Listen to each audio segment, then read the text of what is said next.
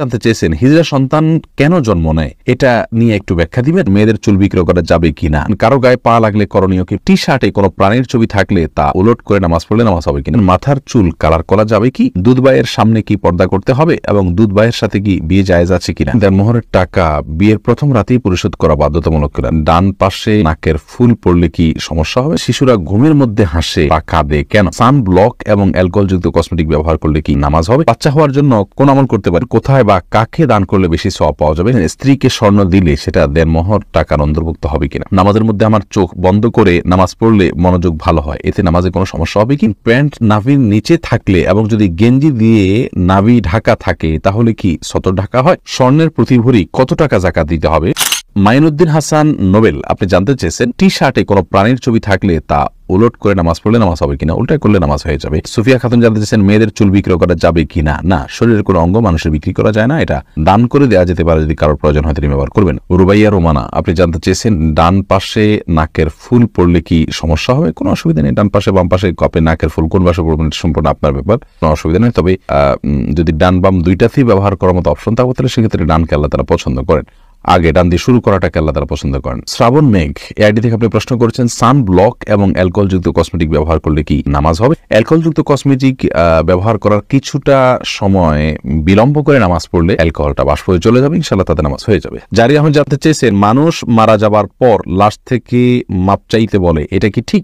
না, এটা ঠিক নয়, তবে ওই ব্যক্তির পক্ষ থেকে সবার কাছে মাপ চাওয়া যেতে পারে, সেটি ভিন্ন বিষয়। ইমরান শরীফ বিল্লাস আপনি জানতে চেয়েছেন দুধ ভাইয়ের সামনে কি পর্দা করতে হবে এবং দুধ ভাইয়ের সাথে কি বিয়ে জায়েজ আছে কিনা, দুধ ভাইয়ের সাথে বিয়ে পর্দা করতে হবে না, দেখা দেওয়া যাবে, আর যার সাথে দেখা দেওয়া যাবে তার সঙ্গে বিয়ে জায়েজ নাই, যার কারণে দুধ ভাইকে বিবাহ করা হারাম। এরপরে মোহাম্মদ মনির হোসেন জানতে চেয়েছেন স্ত্রীকে স্বর্ণ দিলে সেটা দেনমোহর টাকার অন্তর্ভুক্ত হবে কিনা, জি অবশ্যই হতে পারে। আপনি স্ত্রীকে যদি স্বর্ণ দেন তাহলে সেটাকে আপনি স্ত্রীকে দেনমোহর হিসাবে যদি টাকা দেন সেটা যেমন কাউন্ট হবে, স্বর্ণ দিলে বা রূপা দিলে কোনো গহনা দিলে সেটাকেও আপনি দেনমোহর হিসাবে কাউন্ট করতে পারবেন।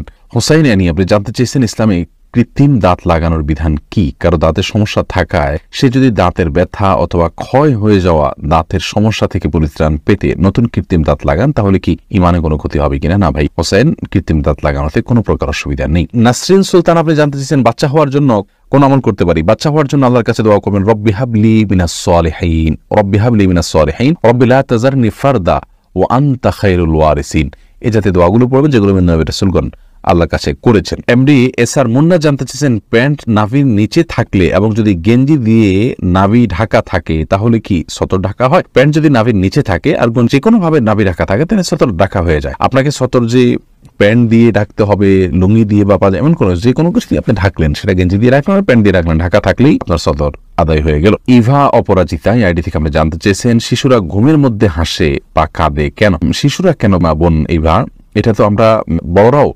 ঘুমের মধ্যে কিন্তু হাসি এবং কেঁদে থাকি, অর্থাৎ হাসি কান্না ঘুমের মধ্যে এটা হয়ে থাকে সাধারণত।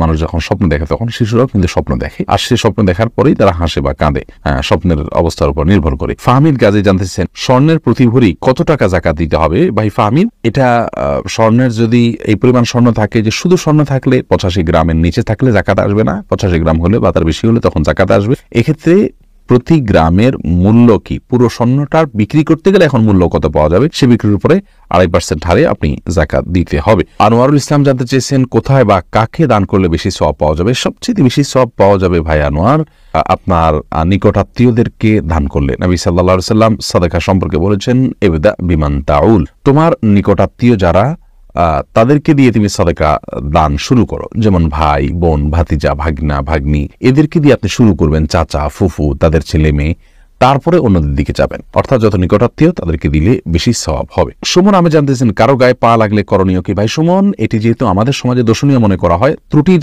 বিষয় মনে করা হয়, সেজন্য কারোর গায়ে যদি পাও লেগে থাকে তাহলে সেক্ষেত্রে ওই ব্যক্তিকে সম্মান করা উচিত যাতে তার অসম্মান না হয়, তাকে এটা বোঝানো উচিত যে আমার অনিচ্ছা লেগেছে, বাস এটা করা যেতে পারে, এটাতে কোনো অসুবিধা নেই। আরাবিয়ানরা কারোর গায়ে পা লাগলে সেটা কোনো দোষণীয় মনে করে না, যার কারণে তাদের ওখানে বিশেষ কোনো কিছু করার নাই। এটা আমাদের অঞ্চলে যেহেতু এটা দোষের ওরফের ভাষাকে, এটা কিন্তু আমাদের অঞ্চলের ভাষা, আমরা এটাকে খারাপ কোনো এক জায়গায় একটা ভাষা যখন গালি হিসেবে ব্যবহার করা হয় সেটা ব্যবহার করা গুনাহ, একই ভাষা অন্য কোনো এলাকা বুলি হিসেবে ব্যবহার করা হলে, গালি হিসেবে না করা হলে সেটা গুনাহ হবে না। ঠিক তেমনি ভাবে পাও লাগার বিষয়টি। নাজমুল হাসান জানতে চেয়েছেন দেনমোহরের টাকা বিয়ের প্রথম রাতেই পরিশোধ করা বাধ্যতামূলক কিনা, না, পরে করলেও চলবে। বউ যদি স্বেচ্ছায় মাফ করে দেন তাহলে আর পরিশোধ করা লাগবে কিনা? স্ত্রী মাফ করে দিলে আর দেওয়া লাগবে না, কিন্তু স্ত্রী পরিপূর্ণভাবে মাফ করাটা আমাদের সামাজিক ট্র্যাডিশন হয়ে গেছে। সেটা শুরুর দিকে লজ্জা পড়ে অনেক সময় মাফ করে দেয়, এই মাফ করার উপরে নির্ভর করা উচিত নয়। বরং পরবর্তীতে আপনি দিলেন, স্ত্রী কিছু ছাড়লে আল্লাহ তাআলা বলছেন ফাকুলু হানিয়াম মারিয়া, তাহলে সেটাকে আপনি খেতে পারেন, কিন্তু পুরোটা মাফ করে নেবেন, এটা তো এক ধরনের জুলুম। পরিবার থেকে পরিশোধ করা যাবে কি না? জি, যে কেউ আপনার দেনমোহর পরিশোধ করে দিতে পারে, কোনো অসুবিধা নেই। সোহেল রানা জানতে চেয়েছেন হিজড়া সন্তান কেন জন্ম নেয়, এটা নিয়ে একটু ব্যাখ্যা দিবেন। এ বিষয়ে আমার কোনো ইলম নাই ভাই সোহেল রানা, যে হিজড়া সন্তান কেন জন্ম নেয়। আল্লাহ রাব্বুল আলামিন তাদেরকে সৃষ্টি করেছেন, তারা তাদের সৃষ্টিগত কিছুটা ত্রুটি রয়েছে, এর বাইরে কিছু নয়। এটার কোনো বৈজ্ঞানিক গ্রহণযোগ্য ব্যাখ্যা আছে কিনা ইসলামী শরীয়তের দৃষ্টিকোণ থেকে আমার জানা নেই, বা ইসলামী শরীয়তের দৃষ্টিকোণ থেকেও এটার কোনো ব্যাখ্যা নির্দিষ্ট করে আলাদা আছে বলে আমার জানা নেই। এমনি মনসুর আলী আপনি জানতে চেয়েছেন মাথার চুল কালার করা যাবে কি?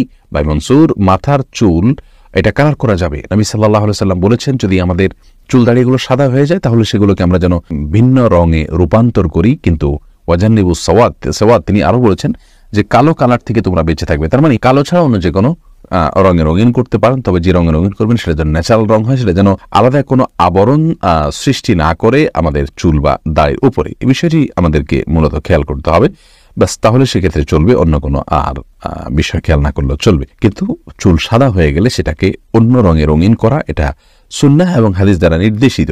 ইয়াহুদিরা সাদা রেখে দেয়, আমাদেরকে জন্য মেহেদি বা এই জাতীয় কোনো কালার ব্যবহার করার নির্দেশনা ইসলাম দিয়েছে। এমডি মহসিন গাজী আপনি জানতে চেয়েছেন নামাজের মধ্যে আমার চোখ বন্ধ করে নামাজ পড়লে মনোযোগ ভালো হয়, এতে নামাজে কোনো সমস্যা হবে কি? ভাই মহসিন গাজী, এই বিষয়ে আমাদের একটা ভিডিও আমরা আমাদের পেজে দিয়েছি, এবং আপনার এ বিষয়ে আমাদের ইউটিউব চ্যানেলে আপনি ভিডিও পাবেন। সেখানে আমরা চোখ বন্ধ করে সালাতের নামাজের বিধান উল্লেখ করেছি। মৌলিকভাবে মনে রাখতে হবে যে সালাতের মধ্যে চোখ বন্ধ করা, এই জিনিসটা সালাতের মধ্যে চোখ বন্ধ করে রাখাটা ইসলামী শরীয়তের দৃষ্টিকোণ থেকে প্রাথমিকভাবে সাধারণ অবস্থাতে এটা প্রশংসনীয় কোনো কাজ নয়, বরং একজন ঈমানদার সালাতের মধ্যে চোখ খোলা রেখে সালাত আদায় করবেন। হ্যাঁ, কখনো তার মনোযোগ সৃষ্টি করার জন্য বিশেষ পরিস্থিতিতে তিনি যদি চোখ বন্ধ করেন তাহলে ঠিক আছে, তাতে কোনো অসুবিধা নেই। নাফিউর রহমান নাসিম জানতে চেয়েছেন আমি অবৈধভাবে বিদেশে থাকি এবং হালাল পথে টাকা উপার্জন করি, তাহলে আমার টাকা কি অবৈধ? না ভাই, আপনার টাকা অবৈধ হবে না। এই বিষয়ে আমরা বারবার বলেছি, কোনো প্রবাসী ভাই যদি প্রবাসে থাকেন এবং তিনি অবৈধভাবে সেখানে বসবাস করছেন তাহলে তিনি একটা অন্যায় করছেন, সন্দেহাতীত একটি গুনাহ করছেন। কিন্তু তিনি যদি উপার্জন করেন হালাল উপায়ে, তাহলে সেক্ষেত্রে তার সে উপার্জন পরিপূর্ণভাবে হারাম হয়ে যাবে না। বসবাসের কারণে, অবৈধভাবে বসবাসের কারণে উপার্জন হারাম হয়ে যাবে না, রাষ্ট্রের চোখে যদিও সেটা অবৈধ। ডক্টর হুমায়রা কবির রুশেদ আপনি জানতে চেয়েছেন নামাজে অবহেলা কিভাবে দূর করা যায়। নামাজে অবহেলা দূর করবার জন্য প্রথম কাজ হলো নামাজের গুরুত্ব সম্পর্কে অনুধাবন করা, জানার চেষ্টা করা, নামাজের গুরুত্ব নিয়ে ভালো কোনো লেকচার শোনা। ডক্টর খন্দকার আব্দুল্লাহ জাহাঙ্গীর রাহিমাহুল্লাহর নামাজের গুরুত্ব নিয়ে একটা আলোচনা আছে, ইউটিউব আপনি শুনে নিতে পারেন। ইনশাআল্লাহ বেদিন আপনার নামাজে অবহেলা দূর হবে। দ্বিতীয়ত, নামাজের গুরুত্ব ইসলামী শরীয়তে কতখানি, এটা নিয়ে আপনি কোনো ভালো আর্টিকেল পড়তে পারেন। যদি বক্তব্য শোনার অভ্যাস না থাকে তাহলে আর্টিকেল পড়তে পারেন। ইনশাআল্লাহ বেদিন আপনি যখন জানবেন ইসলামী শরীয়তের নামাজের অবস্থানটা কোন জায়গায়, না পড়লে আমাদের ক্ষতিগুলো কি আর পড়লে লাভগুলো কি, তাহলে ইনশাআল্লাহ নামাজের অবহেলা আপনার দূর হবে। আমাদের জানার ঘাটতির কারণে অনেক সময় অবহেলা হয়ে থাকে। সেই সাথে আল্লাহ রাব্বুল আলামিনের কাছে পানা চাইবেন যাতে অবহেলা না হয় এবং ইবাদতে মনোযোগ থাকে। বিশেষ করে একটা দোয়া পড়তে পারেন, আল্লাহুম্মা আইন্নি আলা যিকরিকা ওয়া শুকরিকা ওয়া হুসনি ইবাদাতিক। আল্লাহ আমাকে সাহায্য করুন আপনার জিকির, আপনার শুকর এবং আপনাকে সুন্দরভাবে ইবাদত যেন করতে পারি, এই কাজের জন্য আল্লাহর কাছে দোয়া করবেন, আল্লাহ তাআলা সাহায্য করবেন ইনশাআল্লাহ।